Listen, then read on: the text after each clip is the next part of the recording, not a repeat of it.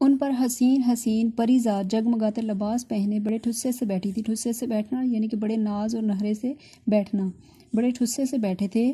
بیچ میں ایک نمگیرے کے نیچے، نمگیرہ بولتے ہیں سائبان کو یا شامیانہ وغیرہ، یعنی کہ سایہ کرنے کے لیے جو استعمال ہوتا ہے، کے نیچے ایک بڑے یاقوت کے تخت پر جس میں ہیرے اور پنے کی پچی کاری کا کام تھا۔ پچی کاری بولتے ہیں یعنی کہ نقش و نگار وغیرہ۔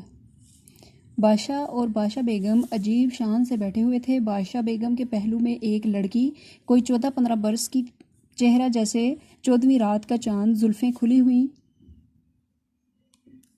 کئی رنگ کے پر اور ایسے چمکدار کہ آنکھ نہیں ٹھہرتی تھی۔ سر پر نیم تاج رکھے بیٹھی تھی، اور تینوں کی پوشاکیں ایک رنگ کی ہوں تو بتاؤں، گھڑی میں 4 رنگ بدلتی تھی۔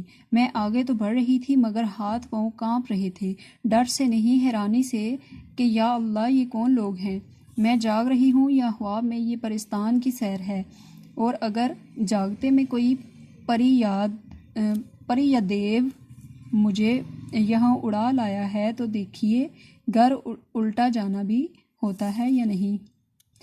اسی سوچ میں تخت کے پاس پہنچ گئی۔ بادشاہ میری گھبراہٹ دیکھ کر مسکرائے اور بادشاہ بیگم نے مجھ سے کہا، آؤ سیدانی بھی، مزاج تو اچھا ہے، میں نے سنا ہے کہ راستے میں تم بہت ڈری۔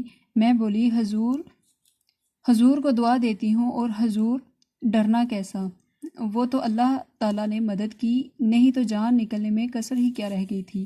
صدقے مولا کے نام پر بادشاہ اور سارے درباری سرو قد کھڑے ہو گئے۔ سرو قد کھڑے ہونا یعنی کہ سیدھے کھڑے ہو جانا، اور بادشاہ فرمانے لگے، سیدانی بھی تم جانتی ہو ہمارے ہاں اس نام کی کتنی عزت ہے۔ میں نے دل میں خدا کا شکر ادا کیا، جو کچھ بھی ہو یہ لوگ ہیں مسلمان، اور اب کسی بات کا ڈر نہیں۔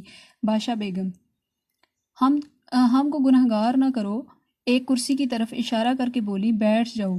ہاں تم ڈری کیوں تھی؟ میں نے کہا، سرکار ڈرنے کی بات کیوں نہ تھی،